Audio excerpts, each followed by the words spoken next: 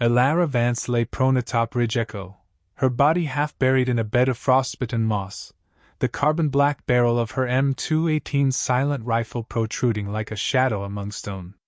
Below, the valley slumbered beneath a suffocating blanket of gray fog, thick as soup and twice as deceptive. She hadn't moved in 2 hours. Every breath she exhaled was a whisper against the biting cold, vanishing into the mist like her presence. The war games were officially called Joint Peacekeeping Maneuvers. But everyone knew it was a show of force, a test, a message. The Zarkith Dominion wanted Earth on its knees, still pretending diplomacy after the last orbital skirmish. Her scope picked up movement, tall figures 8 feet in armor, their strides too confident, too loud for enemy territory. "They're here," she murmured, activating her calm. Static. Then the soft click of a secure channel opening. "Copy that," came the response, Corporal Juno's voice, crisp and quiet. "Grid C7. Visual confirmed." Elara adjusted her scope. "Commanding officer at point. Vorozal style. No drones yet." A pause. "Permission?" "Negative," Elara said. "Wait for my mark." She dialed her scope, accounting for wind drift, elevation, and alien shield flicker. Their armor shimmered slightly, a kinetic dispersal field. Not impenetrable, just inconvenient. That's what the Zarkith didn't get. Humans weren't about flash. They were about focus. Her target was there, an alien lieutenant, thick horns curling from his forehead like jagged bone. He gestured with a clawed hand, barking orders that echoed off the ridge. "Arrogant bastard!" she whispered. 10 seconds passed. 9. 8. The wind stilled. Elara inhaled. 7. 6. 5. She held her breath. 4. 3. Now. The shot cracked through the silence like a divine judgment. The alien's skull erupted mid-command, blood and luminous neural fluid spraying across the unit behind him. Chaos followed, screeches, shouting, weapons raised in panic. "Elara, what the hell was that?" Juno hissed through the calm. "Demoralization," she said calmly, already moving. "Change position." The shot would give away her location. She rolled off the perch and slid down the slope into a narrow foxhole camouflaged with synthetic netting. She moved like a ghost, fast, deliberate, silent. The aliens were loud. Plasma rifles hummed, boots stomped. Amateur hour. She adjusted her earpiece and caught fragments of alien chatter through an intercepted frequency. Most of it was guttural, barking panic. A few stood out. "Sniper. Unknown weapon. Primitive, effective." She smiled grimly. 30 minutes later, Elara was settled into a second nest, deeper into the forest ridge. This one gave her partial visual of the rear formation. The aliens had tightened up, forming a defensive wedge. Predictable. Terrified officers always overcorrected. "Status," came Juno's voice. "One down. Group shaken. No sign of Vorozal yet. We got evac transports moving. You just bought us time." "Good," she said, then added after a beat. "Keep them moving. This ridge becomes a grave if I miss." She closed the calm. The mist shifted again, revealing more of the column. She marked 2 scouts, fast movers, scanning trees, thermal optics sweeping left and right. She made a note, they'd adapt. It wouldn't be long before they deployed drones. She couldn't stay here. Elara crawled back, every inch measured, every sound calculated. The forest was her ally. Centuries of human warfare had trained her kind in its shade. The aliens had tech, shields, optics. But they had no ghosts. No patience. She reached a hollow beneath a fallen tree and settled in. The adrenaline had peaked. Now came the cold clarity. Her fingers moved without thought, reloading, resetting. The rifle was old, a relic by galactic standards. Chemical rounds, not energy-based. But it had one thing plasma didn't: silence. No heat signature. No neon glow. Just death, quiet and sharp. Through her scope, another alien patrol appeared, sweeping wide. She noted their movement patterns, synchronized, textbook formation. Efficient. But too routine. They didn't know how to fight an enemy they couldn't see. She didn't shoot. Not yet. Patience was key. Her mind wandered briefly to the last deployment. Her squad had been 7. Now it was just her and Juno. The rest, lost to a Zarkith ambush on the Valesian ridge. Plasma had lit the sky that day. Screams echoing across ice. Focus. She blinked the memory away. It was a scar, not a wound. Useful, but not fatal. The patrol passed without noticing her. Ilara! Came Juno's voice again, lower now. We've got confirmation. The Iron Fangs are leading this unit. Vorozal is here. She went still. That changed everything. I want him, she said quietly. Ilara. I want the shot. When he shows. Make sure the civvies are out before then. A long pause. Understood. She exhaled. Below, the aliens regrouped. Confusion was fading, replaced by protocol. They would adapt fast. Earth had survived so far not because it was stronger, but because it was underestimated. That advantage was thinning. But there was one more lesson the Zarkith hadn't learned. You can mock Earth's weapons all you want. You can sneer at bullets, scoff at steel, dismiss a sniper's patience. Until one of your own drops dead. And another. And another. Until you realize too late. That in the fog someone's watching. Waiting. A finger on the trigger. The echo of the kill hadn't faded when the aliens regrouped. Through her scope, Ilara watched the Zarkith warriors form into a loose defensive arc. Their shimmering armor glinted faintly in the mist, each plate humming with energy. They were scanning the ridgeline now, searching shadows, pointing skyward, murmuring in sharp guttural tones. Fear crept into their discipline like rust on steel. She shifted slightly in her second nest, nestled within a crag of blackened roots. Her body was coiled but still. The M218 rested easy on her shoulder, barrel tucked in tight. The cold bit harder here, she welcomed it. It kept the senses sharp. Command confirms Vorozal's location. Juno's voice crackled in her ear. East sector moving to position. Surrounded by elite guard. ETA 3 minutes. Ilara's eyes narrowed. They're drawing lines. Looks like it. Then I'll erase them. She switched to thermal. Red figures bloomed into her sight, humanoid silhouettes crawling forward in staggered patterns. She counted 8, then 10. Scouts, sweeping wide, smart enough not to bunch. Their leader paused to gesture. Ilara focused, watching how his hand cut the air. Standard breach command. They were about to flush the woods. She didn't wait. The second shot was cleaner. Entered through the neck, exited behind the eye socket. The body crumpled without a sound. The unit froze, then scattered in opposite directions, shouting over each other on overlapping calms. Ilara, Juno said, tension rising. You just poked the hive. I don't poke, she replied. I cull. She rolled from her perch just as plasma fire ripped the air. Bright violet bolts scorched tree trunks, igniting a dry patch of undergrowth behind where she'd been seconds earlier. She was already gone, sliding into a creek bed and crawling beneath its algae-crusted bank. Overhead, the alien scouts fired wildly, tracing imaginary threats through fog. Primitive, one voice barked on the intercepted channel. Yet effective, another snapped. This is a ghost.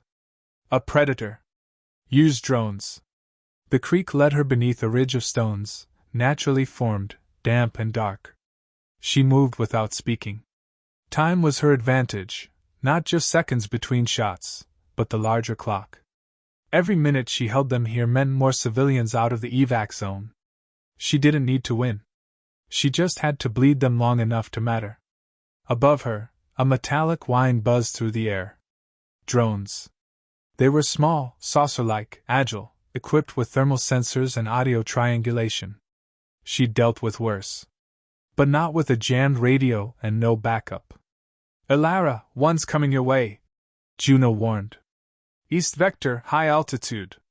You got cover? Minimal, she replied, eyes scanning the narrow opening ahead. She reached into her pack, pulled out a reflective shard, old EDF trick.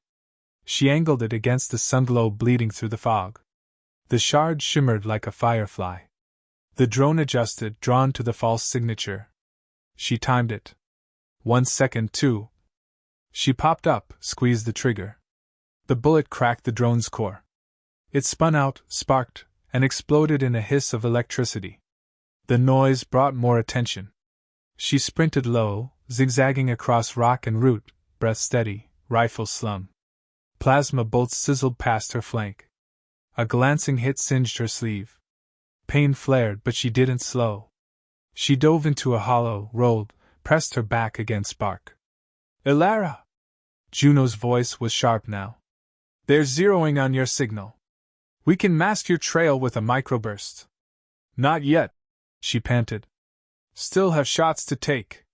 Her eyes flicked to the ridge across from her, a fallen log perched at the cliff's edge.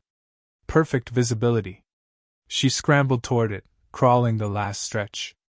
Through her scope, she saw them. The new formation was tighter now. Shields extended, weapons drawn in all directions.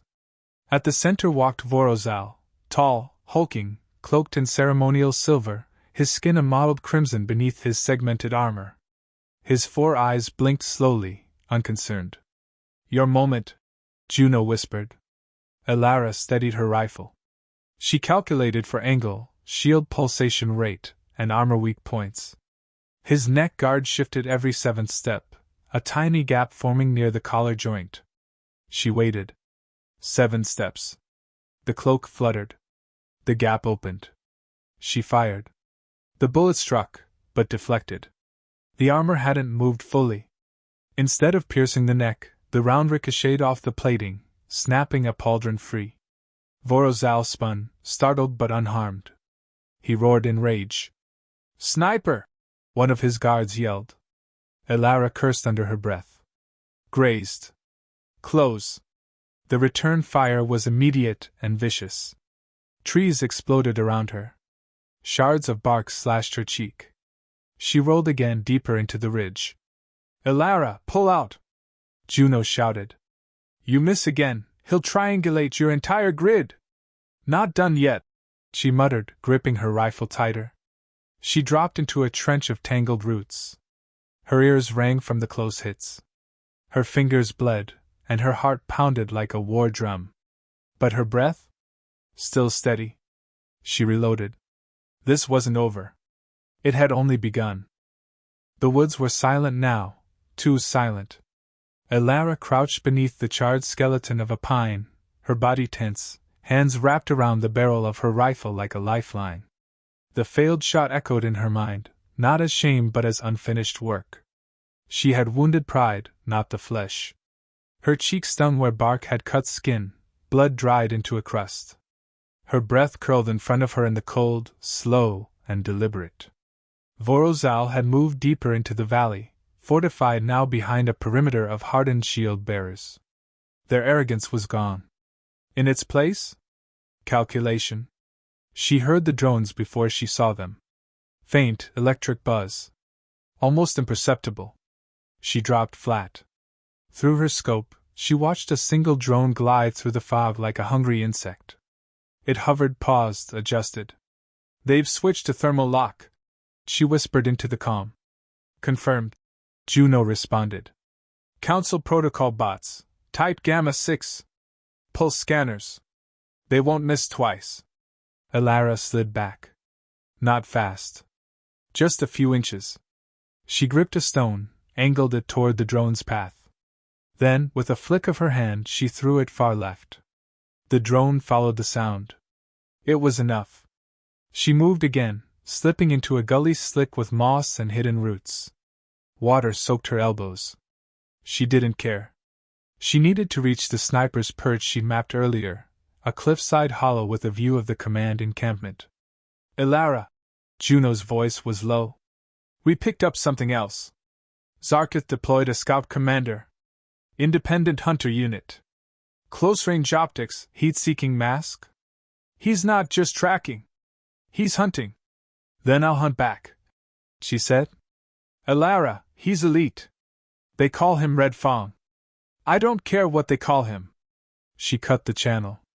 20 minutes of crawling brought her to the cliff. The nest was perfect, natural rock alcove with high cover and a perfect line of sight. She dug into it, checked angles, and stilled. A whisper of breath reached her ear. Too late. The blade came from behind, silent, swift, a crescent of gleaming alien steel. She twisted, raising her forearm just in time. It slashed across her sleeve, slicing into flesh. She grunted, rolling backward, boots kicking into the scout's midsection. He stumbled, but didn't fall. Tall, lean, clad in dull red plating, his 4 eyes locked onto hers behind a visored helmet. No growl, no speech. Just silence. She dropped her rifle, drew the sidearm. Too close to fire. He lunged. She sidestepped, used the trench wall to push off, slammed her shoulder into his. His blade scraped her vest, missing her heart by an inch. She elbowed his jaw. He didn't flinch. Inhuman strength.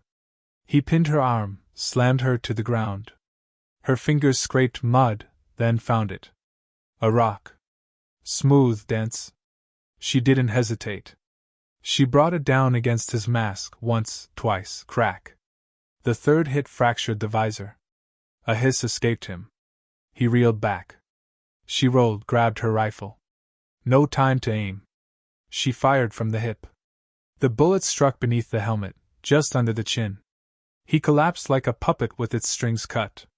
Elara stood slowly, chest heaving, face bloodied. She stared at the corpse. The scout's armor still flickered, trying to process damage it didn't understand. Red Fong, she muttered. That your best? She activated her calm. Juno, I just killed their tracker. Expect fallback or overkill. There was silence for a beat. Then, copy. Elara, you okay? Still breathing. Her arm throbbed, bleeding freely now. She wrapped it tight with gauze and returned to the perch. No time to dwell. She had a job. Back behind the rifle, she scoped the valley. The command post had shifted. Vorozal's tent gleamed faintly in the mist, reinforced and guarded, but no longer mobile. They were digging in. She zoomed in. He was there. Helmet off. Studying a tactical holomap, gesturing furiously. The wounded shoulder was wrapped in silver mesh. He hadn't forgotten the earlier shot. She focused. Juno's voice returned.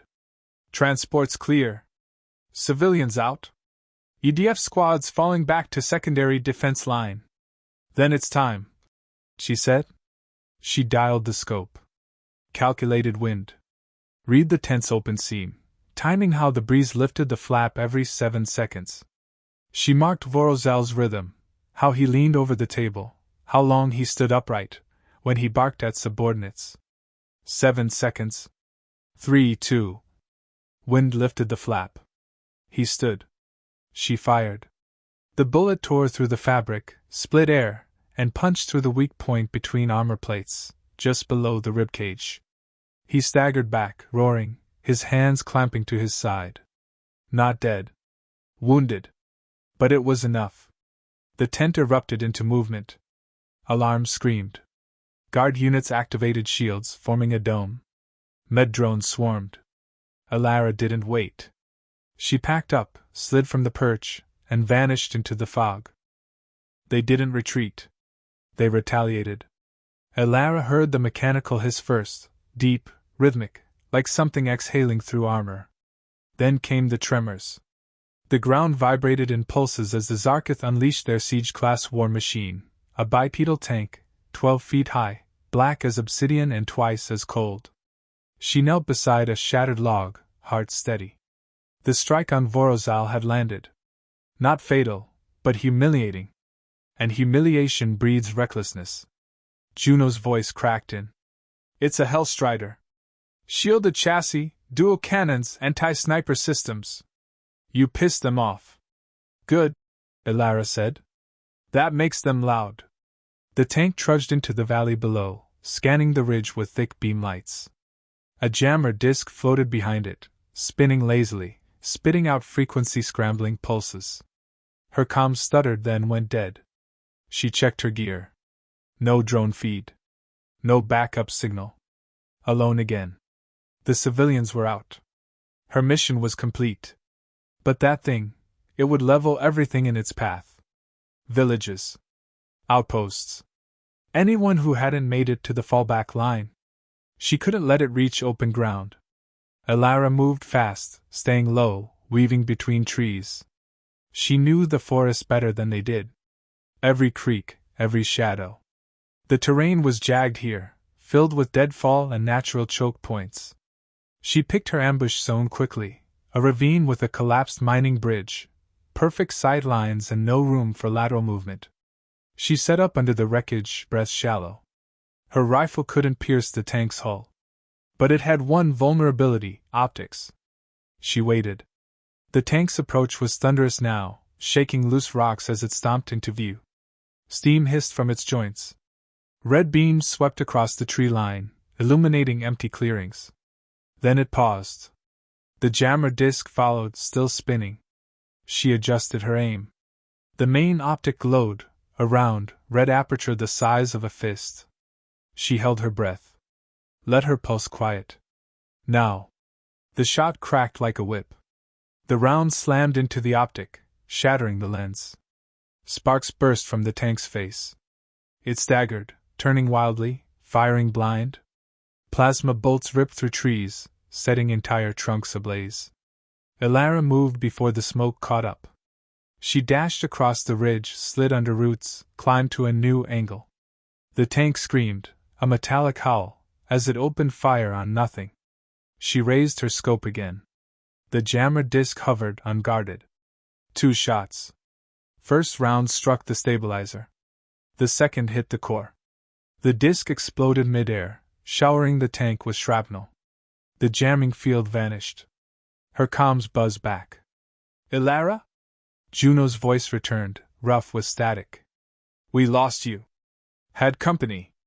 It's blind now. Feed the drone grid my location. I need an airstrike. Copy. Hellstrider's still active? For now. She loaded armor-piercing rounds, customs from her old unit.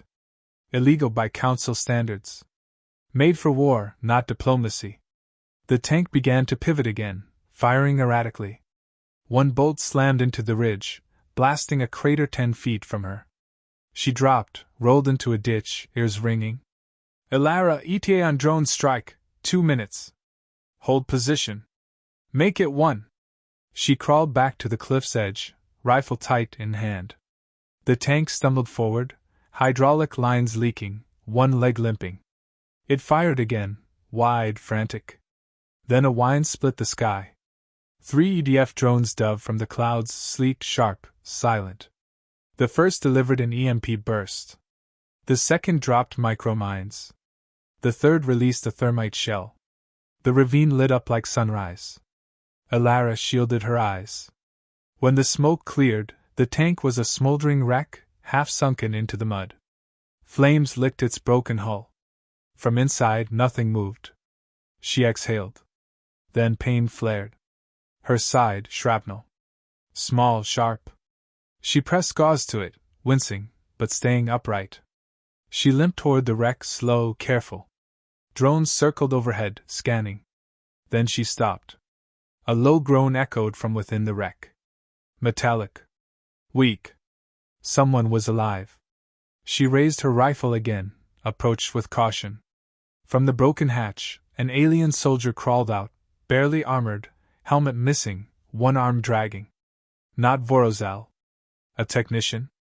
Yum. He looked up at her, eyes wide, chest heaving. Mercy! He gasped. She said nothing. His fingers twitched toward a sidearm. She fired. The shot echoed through the ruined forest. Final. Cold.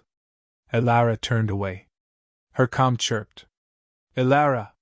Status? Tanks down? Perimeters scattered. Sending coordinates for wreck retrieval. Might be useful for analysis. A pause. Then, we'll send a team. You need extraction? She looked up at the ridge. No. I'm not done yet. Elara climbed. Each step was deliberate. Pain clawed through her side where shrapnel had lodged deep, but she ignored it. The mountain ridge above the battlefield waited, shrouded in haze. The trees thinned as the air thinned. Blood soaked her side. No time to stop. This was it. Below her, silence had returned. No plasma bolts, no drones. Just smoke curling from the carcass of the fallen Hellstrider. The Zarkith line had collapsed after its destruction, retreating in disarray. But Vorozal hadn't fallen. Not yet. She reached the summit. There, nestled into the crag like a scar, was her last sniper nest. Dug out months ago during training exercises, long before any war games were planned. Just in case. The view it offered was unbroken, full oversight of the enemy's fallback point. A perfect line to the temporary field base where the Zarkith had made their stand. She dropped to her stomach. Her hands, slick with blood, gripped the rifle with practiced precision. She loaded her final armor-piercing round. One left. That was all she needed. Through the scope, she found him. Vorozal stood at the center of the field base, armor damaged, left side bandaged in thick regenerative mesh. His helmet was gone. His jaw was bruised and smeared with blood, but his posture screamed defiance. He barked orders, rallying the last of his command. She zoomed in, marking the exact point on his chestplate where the energy seams met. Just below the collarbone. A known weakness. She had 7 seconds between pulses. He didn't know she could still see him. He thought the sniper was dead in the crater with the drone wreckage. A voice broke into her ear. Elara, it's Juno. Council ships have arrived. Zarkith are being forced to withdraw. It's over. No, she said softly. Not yet. Elara, he's going to be extracted. Council will protect him. Then I shoot now. Are you sure? I didn't climb this far to watch him walk away. She cut the line. Focused. Wind steady. No cross-drift. Elevation aligned. Vorozal turned, shouting again, gesturing to the last transport shuttle behind him. His guard's back was to him. No shield bubble this time. Just arrogance exposed. 7 seconds. She inhaled. 6. 5. 4. The breeze shifted. 3. 2. 1. She fired. The bullet ripped the distance clean. No tracer, no sound. Just a sudden, perfect strike, straight through his upper chest. He jerked once, staggered 2 steps, and dropped. No scream. No glory. Just collapse. The command camp fell into chaos. Aliens shouted, scrambled, searching the ridge, but no shots followed. No targets appeared. Only silence. The kind that follows a severed command chain. Elara? Juno's voice returned, softer now. Confirmed kill, she said. 1 shot. Council ships are standing down the engagement. The war game's over. You just changed the score. I know. She lowered her rifle and finally let herself breathe. The ache in her ribs surged now, demanding attention. Her vision blurred slightly, but she stayed grounded. She had more to say. Send a recovery team. I'm flagging location. Don't let the brass spin this. We won't. You're going to be a name, Elara. A real one. Not a file number. She smiled faintly. Tell them I didn't do this for medals. I did it so the next alien who mocks our weapons thinks twice. I'll tell them. She closed her eyes. Wind brushed her skin, gentle this time. She felt the ridge settle beneath her like it had been waiting for the end. Not her end, just this chapter. Somewhere below, engines fired as the last Zarkith shuttles left Earth's soil. They came to dominate. They left in fear. All because of one sniper. One breath. One bullet.